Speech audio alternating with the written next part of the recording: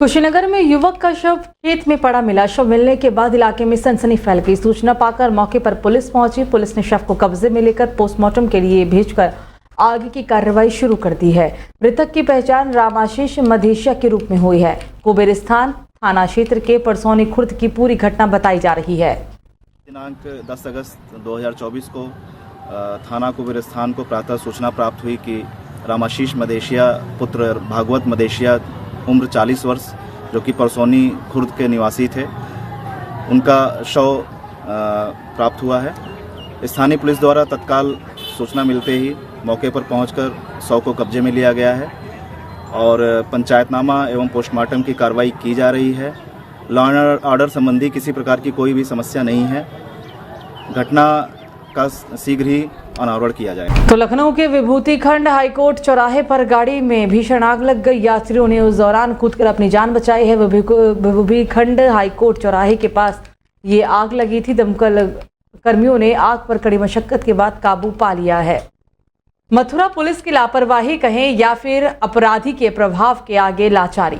17 मुकदमों में नामजद कोसीकला के लोकेश पंडित को 6 अगस्त को छाता पुलिस ने गिरफ्तार कर कोर्ट में पेश किया तो उसके गुर्गों ने पुलिस हिरासत में ही रील बना ली। गिरोह बनाकर उसके साथ कचहरी से कोर्ट रूम तक साई की तरह वो साथ रहे। इसके बाद रील को सोशल मीडिया पर भी वायरल कर दिया। रील वायरल होने पर अब पुलिस की कार्यशैली पर सवाल खड़े हो रहे हैं। जो अपराधी पुलिस की हिरासत में था उसके इर्द गिर्द कैसे इतने लोग रहे, कैसे वो कोर्ट रूम पहुंचकर कटघरे में खड़े लोकेश से बात करते रहे।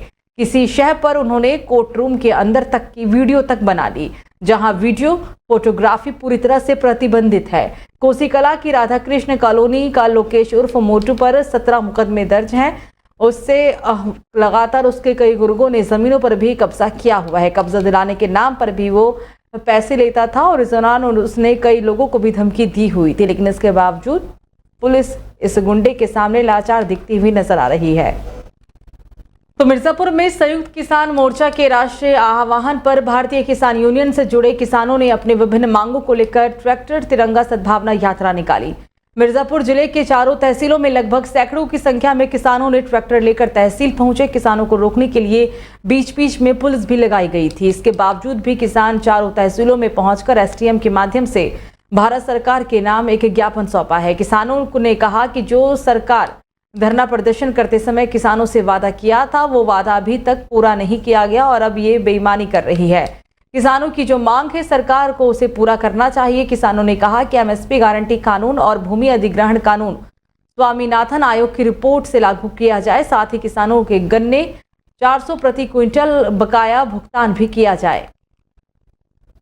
सीधे सीधे जिलाधिकारी महोदया का 5 नवंबर 2023 का जो रिपोर्ट है उसमें स्पष्ट तौर पर लिखा है कि NH 7 जो लीकेज जमुई चुनार से होकर जाता था, NH 7 अब परसोधा पर प्रतापपुर में टोल प्लाजा लग जाने से जो 4 नवंबर 2022 को ही लग गया, इससे लीकेज बंद हो गया है। अब उस अरौरा के टोल प्लाजा की कोई आवश्यकता नहीं, उसको हटाना अति आवश्यक है, लेकिन इस पर भी प्रदेश सरकार संज्ञान नहीं ले रही है। इनको संज्ञान लेकर हटाना यही मांग है। और तमाम किसान जो बुजुर्ग हो गए हैं 60 साल के ऊपर, उनको भारत सरकार, उत्तर प्रदेश सरकार से हम मांग करते हैं कि उनको 10,000 पेंशन देने की ज़रूरत है।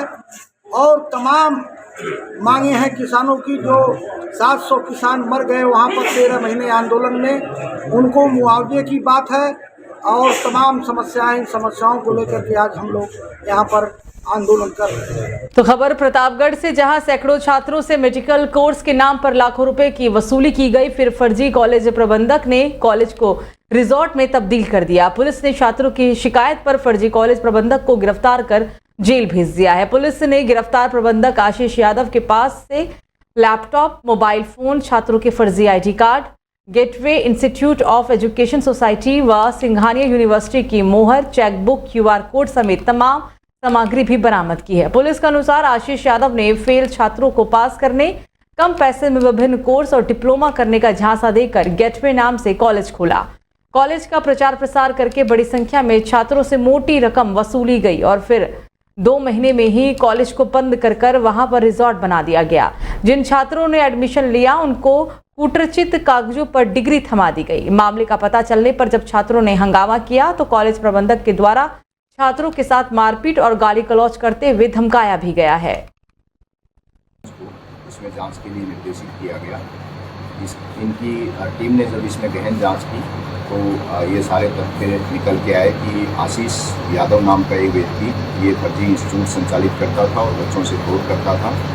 इससे काफ़ी मात्रा में जो अभिलेखीय दस्तावेज हैं वो और इलेक्ट्रॉनिक एविडेंस इसके फ्रॉड के बारे में प्राप्त हुए हैं, उन सब का विश्लेषण किया जा रहा है। इसके विभिन्न खातों में 9,60,000 रुपये की धनराशि बैंक खातों में फ्रीज कराई गई है। आगे की कार्रवाई इसमें सर कितने सालों से ये चल रहा था और कितने बच्चे इसके चपेट में? अभी तक की जानकारी के अनुसार संभवतः 8-9 सालों से ये फ्रॉड जो है ये चल रहा था और लगभग 200-250 के आसपास जानकारी मिली है कि बच्चों को के साथ फ्रॉड हुआ। तो वहीं रायबरेली में सिपाही पर छेड़छाड़ का आरोप लगा है। छात्रा से छेड़छाड़ और अश्लील वीडियो दिखाने का गंभीर आरोप लगा। कक्षा 6 की नाबालिग छात्रा अपनी मां के साथ एसपी ऑफिस पहुंची। सिपाही पंकज पर पीड़ित छात्रा ने गंभीर आरोप लगाए। पीड़िता के घर पर ही किराए में पर रहता है फर्जी। आरोपी सिपाही पंकज 1 साल से पीड़िता के साथ वो लगातार छेड़छाड़ कर रहा था। किसी से बताने पर जान से मारने की भी उसने धमकी दी हुई थी। कोतवाली में शिकायत करने पर आरोपी सिपाही ने पीड़िता के भाई को कोतवाली लाकर पीटा। पीड़िता की मां ने एसपी समेत अन्य उच्च अधिकारियों से लिखित शिकायत की है। महाराजगंज कोतवाली में तैनात है आरोपी सिपाही पंकज। बेटा किस क्लास में पढ़ती हो, क्या हुआ?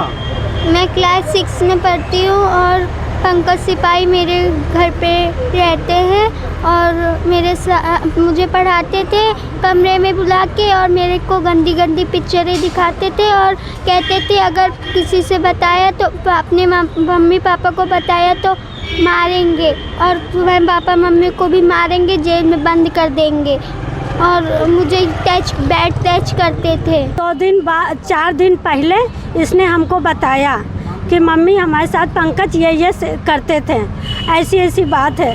तो हमने कहा कि ठीक है हम नहीं बताएंगे। ये हमसे प्रॉमिस भी किया कि मम्मी बताना, मेरे पापा को भैया को मार डालेंगे और कुछ नहीं करेंगे। थाने गए थे तो वहाँ हमारी सुनवाई नहीं हुई और हमारे लड़के को खुद ही मारा। तो रामपुर के वार्ड नंबर 24 मोहल्ला फोड़े शाहमिया में लोगों ने नगर पालिका के कर्मचारियों पर कई गंभीर आरोप लगाए हैं। लोगों का आरोप है कि वार्ड नंबर 24 में बना नाला पूरी तरह से नगर पालिका के द्वारा बंद नहीं करा गया है, जिससे कई सारे लोगों को खुले हुए नल में अपनी आगोश में ले लिया है और उसमें गिरकर वो शिकार हो गए हैं। गहरे नाले के ऊपर स्लिप वगैरह कुछ नहीं पड़े हैं, जिससे लोग उसमें गिर जाते हैं और बुरी तरह से जख्मी हो जाते हैं। लेकिन जो अब अल्लाह न करे कोई और आगे हादसा नहीं होना चाहिए। और यहाँ पे नलों में पानी में जो है रेत बहुत आ रहा है, टंकियों में रेत बहुत है, मोटर खराब हो जा रही है। हमें शिकायत किसी से कोई नहीं है, ना चेयरमैन साहब से ना ठेकेदार साहब से। काम सही से करो, कोई शिकायत नहीं। काम सही नहीं करोगे तो फिर शिकायत होगी और किसी को भी होगी और किसी से भी होगी। हादसे है क्या नहीं इस वार्ड में? वादे तो बहुत बड़े बड़े थे कि सफाई होगी, कोई कर्मचारी नहीं आता है। आप रोड पे देखिए कि झाड़ू कब लगी होगी, आप हमें देख के बताइए, आप दिखाइए झाड़ू कब लगी होगी, आप बताइए यहाँ कितनी सफाई है, यहाँ से बताइए। कुछ नहीं हो रहा है, कुछ नहीं हो रहा है यहाँ पे। अच्छा जगह जगह जो है स्लिप टूटे हुए हैं नालों के ऊपर से। तो बस ये समझ लो पड़ रहा है के इतना पड़ भी गया वरना वो तो आराम से सब फुर्सत से काम हो रहा था यहाँ पे। क्या चाहते हो? बस बिल्कुल सफाई चाहते हैं, यहाँ बिल्कुल सफा हो जाए, हमें कोई दिक्कत नहीं है यहाँ पे। बस हमें सफाई चाहिए यहाँ पे। यहाँ सफाई कहाँ हो रही है?